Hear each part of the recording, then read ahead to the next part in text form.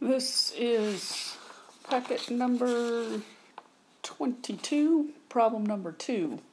Part A asks us to find, we're given the graphs of u of x and v of x, and we're asked to graph L of x, which is the multiplication of those two functions together. So L of x equals u of x times v of x, and we want to graph that between -1 and 6. Well, I've gone ahead and I'm actually going to think about B before I actually do A.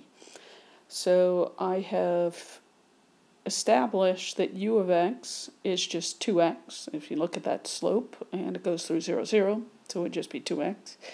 And likewise, if you do a little calculation, you can see that v of x is 1/2 x minus 2.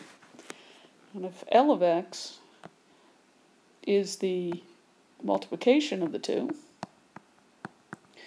then it is 2x times 1/2 x minus 2, which if you multiply that out, you're going to have x squared minus 4x.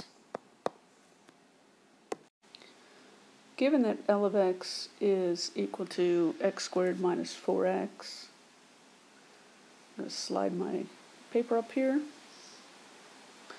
I can now go ahead and I can graph that. It's going to have roots at 0, and it's going to have a root at 4, which means it's also a squared term, so it's a parabola, and so its minimum would be at 2.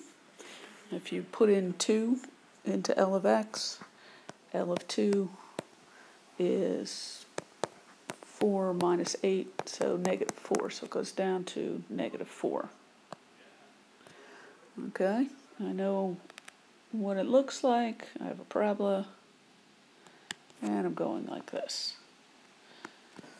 All right, we want to find expressions for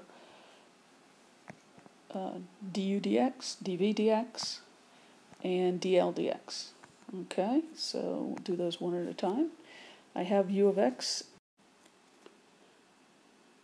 I have u of x is 2x, so du dx is just 2. dv dx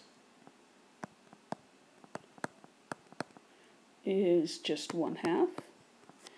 And dl dx is 2x minus 4. Now, number D, part D says, does dl dx equal du dx times dv dx? And clearly those two multiplied together do not equal one another, so I have no. Now, but let's go back to where L of x was made up of. It is the product of du of u of x times v of x. So the key point on this question is, if you're trying to find the derivative of L of x, it is not the derivative of u times the derivative of v.